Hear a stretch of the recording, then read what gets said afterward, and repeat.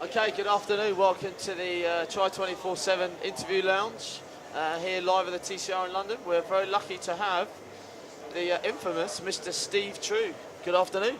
Hi Tim. How are you? Good. Always good. What have you been up to today? Today's been nice to people day. Walk around, couple of talks, meeting up with old friends, talking to the East Grinstead Club downstairs, juniors getting into try, where we go from there. But very much just meeting up with people. I think that's one of the nice things about the whole sport. You don't see someone for 6 months, then when you do, you carry on the same conversation. And for the people that don't know, obviously you are one of our contributors and fantastic to have you on board on 24/7. But for those that don't know, who is Steve Trew? Give us a bit of background about yourself. Are you involved in triathlon and etc. etc.? Steve Trew is very old, very, very old. He did his first race on September the 18th, 1983, which was the Big K in Liverpool, and it changed my life, which sounds very pretentious, but it's actually true. But it gave me an involvement in a sport that I could do. I was getting towards the end of my running career, so it was a lovely another 10 years on top of that. It's given me an introduction to coaching in 3 sports, to being involved with race commentary, European and World Championships, Commonwealth Games, Olympic Games, coaching, team managing, in with the media. It's been fantastic. It's taken me around the world a few times and I love it and I wouldn't change it for anything. That sounds like just a few jobs. Let's go through each one individually. What kind of coach? Do you still coach? Who did you coach? Yep, still coaching a lot.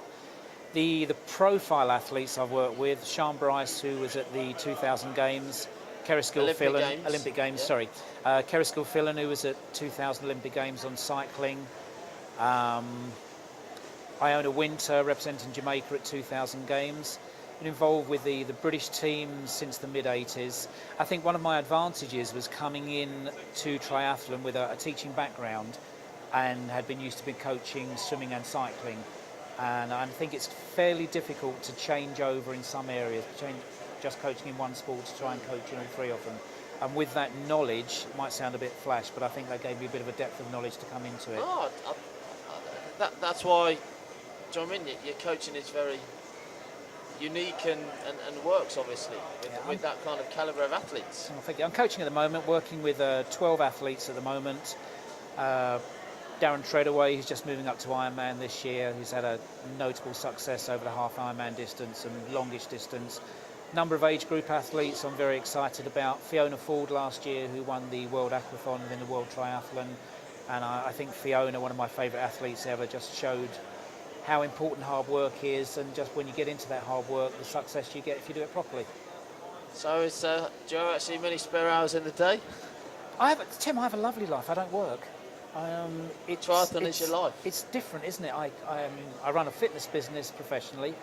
I work with nice people who want to be involved. I work with athletes who want to be involved. I do a lot of work at home. I have a very small gym at home where we can do testing, we can run through. Writing 24/7, writing for 220. Some books that we've done in the past. Quick plug on the book. Yeah. Smile and go through. So at the moment, one of the projects is a Teach Yourself triathlon for Hodder and Stoughton, which is very exciting. It is hard, but no, I do have time in the day. I mean, I try to switch off. So come 5 o'clock, that's it pretty much. Then spend time with the kids, go to swimming club, go to drama club, choir, in real life. Fantastic. And also, you obviously when I say you finish your coaching, the high-profile athletes. And then did you get into, you mentioned also a bit of TV commentary and a kind of journalism angle. How did you get into that, and kind of what stuff do you do with them now? I had a phone call in, 1994. And it was an invitation to come and do some television commentary, which was completely out of the blue. I'd previously done some very small bits on the early days of triathlon for Channel 4. I think it was called Wings, Wheels and Water, something like that. I met David Wilkie, did some work with Steve Ovett, who I used to run against. That's the big name drop of the afternoon. So it was very pleasant, and you obviously make mistakes, but I had some in-depth knowledge of the sport and was there really for my critical analysis at that level. And then you pick up on the back of that, working with people like Stuart Story, the BBC particularly, who's been fantastic. Now I'm doing a lot of work with Matt Chilton, who are professional commentators, and putting in the specific triathlon knowledge together with their overall commentary expertise. It works well. So when we watch TV on watch BBC triathlon on the BBC, it's the voice of Steve Trew in the background. It is the voice of Steve Trew. Not often the pictures, fortunately. I did I'm just thinking about, the Athens commentary, and it was amazingly hot to me. It was 110 in the shade, there was no shade. And a lot of the thing is, what am I going to wear? Because I'm going to be sweaty, I'm going to be hot and awful. And I was wearing an old Billabong shirt that I'd had from 1997, which was completely faded and tatty and worn out, but very big, and made me feel cool. And what I didn't know, I was going to be on camera for about 2 minutes to intro the programme, which was great. I was working with Daley Thompson, second big name drop of the afternoon, a real old friend of mine. And we were talking about that, and there I was wearing my old Billabong shirt, completely faded out. And I think in the 3 minutes between doing the interview and getting back onto the commentary point, I must have had 20 texts from Great Britain saying, "Love your shirt, that's really good." So yeah, it's a bit of an awareness of what you look like, and I don't have to worry about that too much. And are you doing any involved in any big races this season? I've contracted for Salford, which I love, one of my favourite races. I very, very much hope to be involved in the World Cup in Salford. World Cup in Salford. Very much hope to be involved in a human race event at Windsor with John Lunt. I love doing that race. It's a friendly race, fabulous atmosphere, and I'd love to be involved at London again. I think with London we see maybe a bit of a different side to triathlon. A lot of the people who are involved in the city. And the big buzzword with the corporate stuff I do is at the moment is triathlon is the new golf. And I believe that's true. I think we're now seeing a lot of the people who are involved in the financial markets, the legal markets, the money markets, I guess, basically advertising, insurance. And they say, yeah, okay, I'm working hard, but I know I need to do something, and balancing health and wealth. And we're getting a lot of people involved in that. And that, for me, that's very exciting, seeing what's happening in London, the excitement of people finishing their first ever sprint race or Olympic distance race. It's good. It's good. I mean, Long day, but great I've been fun. to London as well, as you are well aware, and we had a lot of fun last year doing all the just fun and games there. It's like a carnival atmosphere. It is carnival atmosphere. I think it's almost combining the TCR exhibition, with a high-profile race, because with the expo that's going on, we get an opportunity to talk to a lot of first-timers, to answer the questions that maybe people would be embarrassed to ask outside, because it's the kid thing at school, isn't it? I'd love to ask that question, but if I do, all my mates will laugh at me because it's so stupid. Well, it's not. There are no stupid questions. We know that. It's having the guts to say it, and I think that's what we try to do at London. Say, ask about what do you do when you want to go for a wee and you're wearing your wetsuit. Well, I can give you that answer straight away. That's no problem. What do you do about drinking on the bike, eating on the bike? If we're not there to answer these questions, then the people are going to go into the race completely flummoxed about it. So it's good, great fun, really enjoy it. Enjoy the corporate side of it as well. It's a good couple of days. Well, what we'll talk about now, just for the next couple of minutes, is just try and find out a bit about Steve Trew as a person, and rather than the triathlon side, kind of what Steve Trew's all about. Whereabouts do you live? Me, I'm a London boy. My roots are West Riding of Yorkshire, little town called Heckman-Wyke, and pretty much apart from that, North London since I can remember. I have 2 kids who I love to bits. They're 11 and 13 years old, Maz and Shane. I've been married 23 years this year. I taught for 19 years. I've been out of teaching 19 years. And I used to teach, did you say? Yeah. Oh, right. And I'd have to say that probably triathlon was one of the instrumental things in bringing me out of teaching. What did you teach? I taught physical education, as everyone did. At a particular school? Wood Green Comprehensive, and we amalgamated my last 4 years of teaching. It was in White Hart Lane Comprehensive. It is now Parkside Academy. It's in White Hart Lane in Tottenham, North Haringey. London. It's an interesting area. And what were you like at school? As a kid, I was pretty ordinary.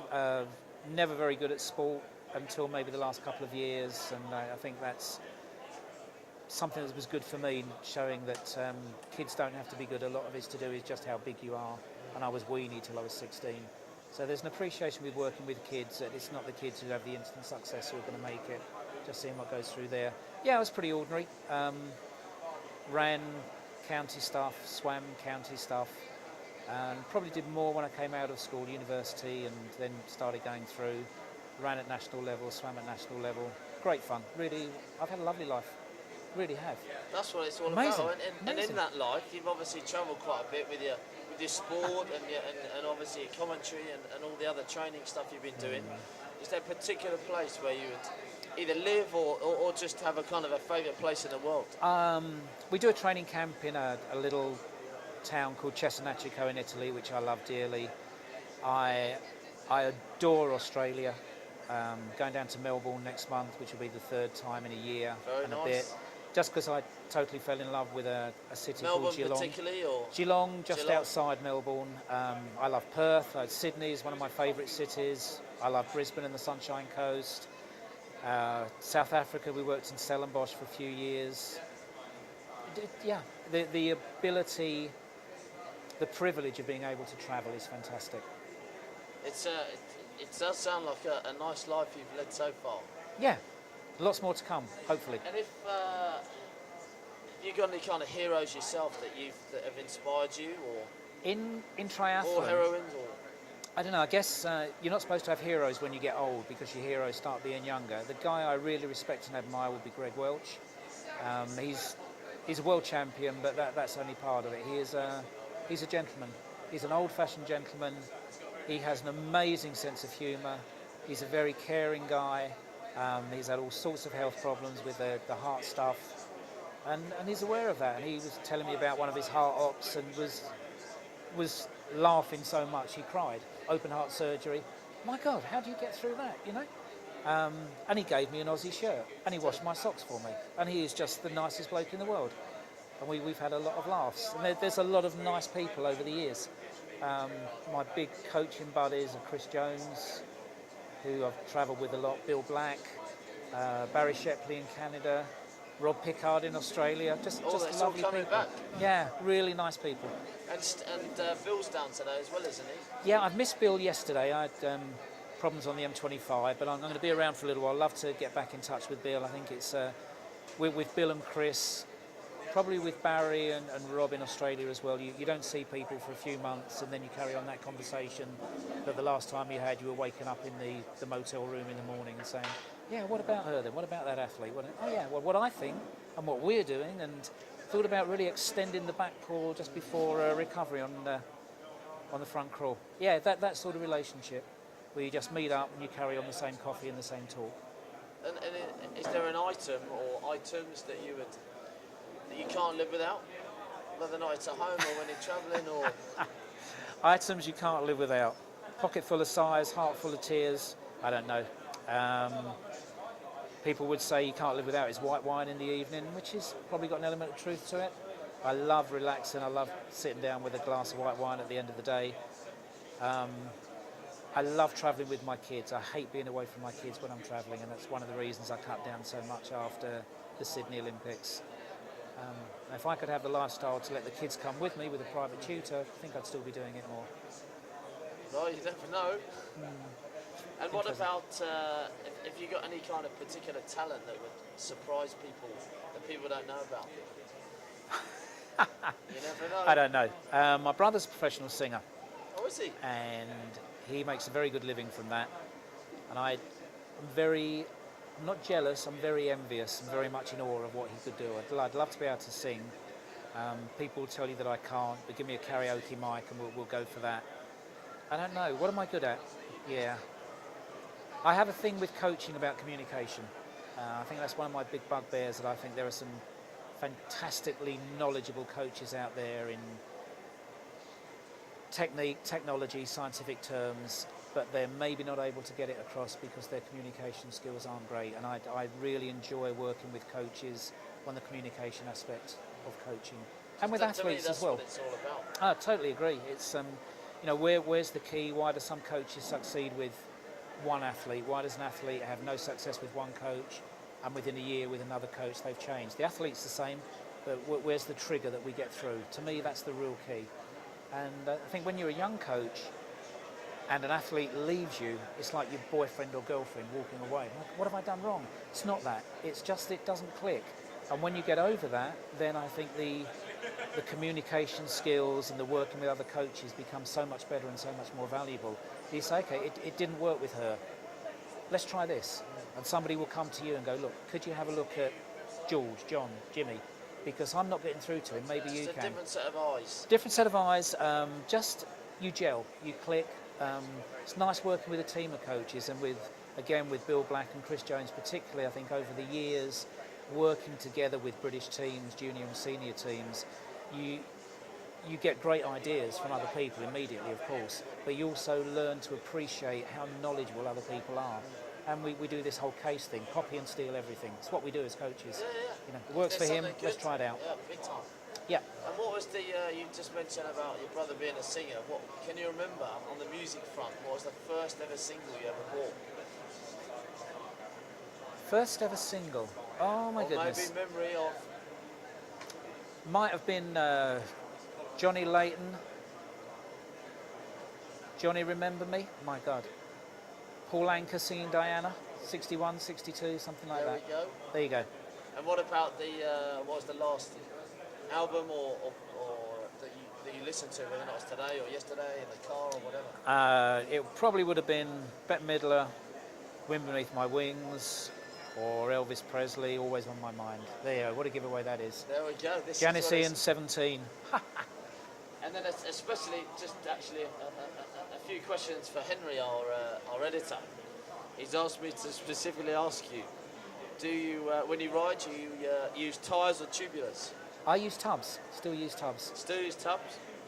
And do you shave or do you wax? I shave my legs, and that is very embarrassing. I'm talking about it to a guy downstairs who's just about to take the plunge.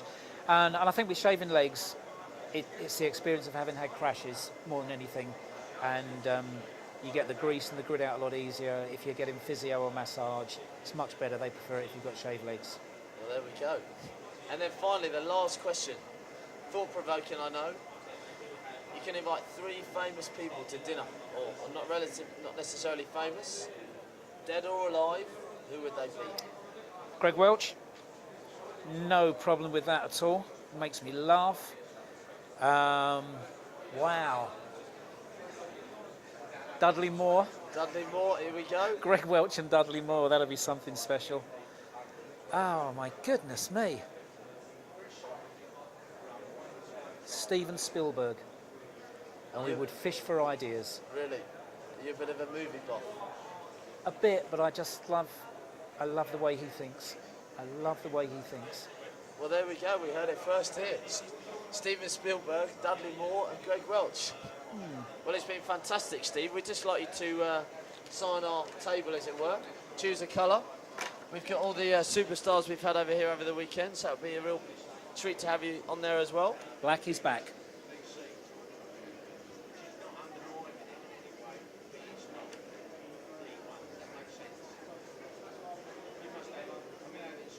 There we go. And then the second one.